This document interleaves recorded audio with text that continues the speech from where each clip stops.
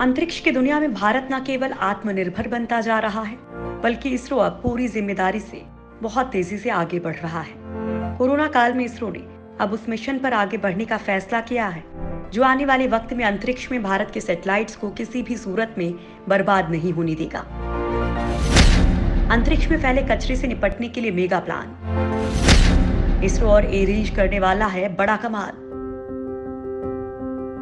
अंतरिक्ष में पृथ्वी की निचली कक्षा यानी कि लियो में 25 से 28,000 किलोमीटर प्रति घंटे की रफ्तार से चक्कर काट रहे मानव निर्मित अंतरिक्ष मलबा बढ़ता ही जा रहा है, जो भारत के सैटेलाइट समेत कई अंतरिक्ष में मौजूद भारत के उपकरणों को भारी नुकसान पहुंचा सकता है।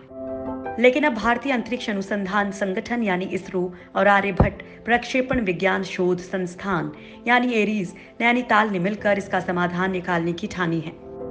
इसरो के मुताबिक मानव निर्मित अंतरिक्ष मलबे में लगातार बढ़ोतरी हो रही है, जो हमारे सैटेलाइट्स के लिए बड़ा खतरा बन गया है, क्योंकि भारत के ज्यादातर उपग्रह इसी कक्षा में मौजूद हैं। इसरो के 50 से ज्यादा कम्युनिकेशन, नेविगेशन और निगरानी उपग्रह पृथ्वी की निचली कक्षा में ऑपरेशनल हैं, जिन पर यह मलबा एक खतरे की तरह मंडराता रहता है। साथ ही ये फ्यूचर स्पेस मिशन के लिए भी बड़ा खतरा बना हुआ है। कई बार मिशन लॉन्च करते समय आखिरी क्षणों में लॉन्चिंग को कुछ मिनटों के लिए टालना पड़ा। इसरो इस मामले में यानी कि अंतरिक्ष मलबे की ट्रैकिंग के लिए अमेरिका एरोस्पेस रक्षा कमान यानी नोराद पर डिपेंड है, जिस तरह के मलबे को ट्रैक करती है। भारत बना चुका है ट्रैकिंग का नेटवर्क। अंतरिक्ष की दुनिया में इसरो आत्मनिर्भर होता जा रहा है। स्पेस प्रोजेक्ट्स को सुरक्षा प्रदान करने के लिए टेलीस्कोप और रडार्स का एक नेटवर्क स्थापित किया जा रहा है। इस प्रोजेक्ट के मुताबिक देश के चारों कोनों में दूरबीन और रडार डिप्लॉय किए जाएंगे, ताकि अंतरिक्ष मलबे की ट्रैकिंग का सटीक डेटा रियल टाइम में मिल सके। बेंगलुरु में इसी सिलसिले में पिछले साल space situational awareness control centre स्थापित किया गया था। नेल्लोर में स्थापित अत्याधुनिक मल्टी ऑब्जेक्ट ट्रैकिंग रडार भी इसी परियोजना का हिस्सा है। तिरुवनंतपुरम के पोमुडी और राजस्थान के माउंट आबू में भी एक टेलीस्कोप स्थापित की जाएगी। इसके अलावा एक एडिशनल रडार उत्तर भारत में किया जाएगा। ऑप्टिकल टेलीस्कोप से निगरानी।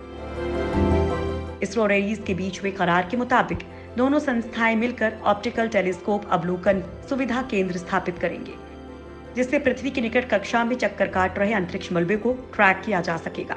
इसके अलावा दोनों संगठन अंतरिक्ष मौसम, खगोल भौतिकी और पृथ्वी की निचली कक्षाओं का मिलकर अध्ययन करेंगे।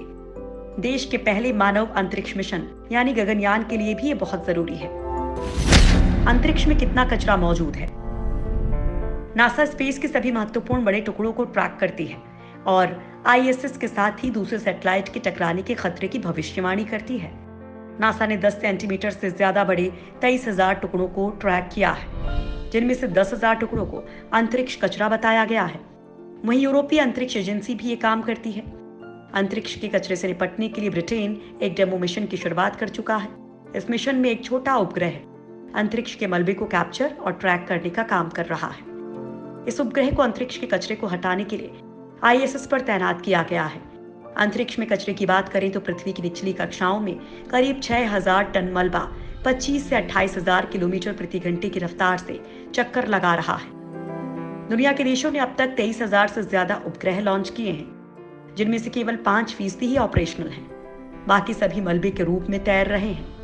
बड़ी बात तो यह है कि एंटी सैटेलाइट उपग्रहों के परीक्षण से बड़ी मात्रा में अंतरिक्षीय कचरा पैदा होता है। फिलहाल पूरे कचरे में 34% अमेरिका का है, जबकि भारत का केवल 1% ही है। अंतरिक्ष में भारत के केवल 206 टुकड़े अंतरिक्ष में तैर रहे हैं। भारत से करीब 20 गुना ज्यादा कचरा चीन का है, उसके 4,000 टुकड़े अंतरिक्ष में हैं। अंतरिक्ष में कचरे से कितना खतरा। अंतरिक्ष में मौजूद मलबे के खतरनाक होने का सबसे बड़ा कारण इनकी रफ्तार है। ये टुकड़े बहुत तेज रफ्तार से चक्कर लगा रहे हैं। पृथ्वी की निचली कक्षा में जहां भारतीय उपग्रह पर परीक्षण किया गया, वहां वस्तुएं अपनी कक्षाओं में रहने के लिए आमतौर पर लगभग 8 मीटर प्रति सेकेंड या 28,000 किलोमीटर प्रति घंटे की रफ्तार से चलती है।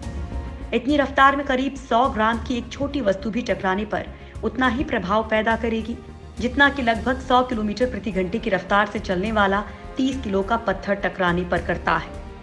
नष्ट किए गए भारतीय उपग्रह से निकलने वाला मलबा आमतौर पर इतनी ही रफ्तार से आगे बढ़ेगा।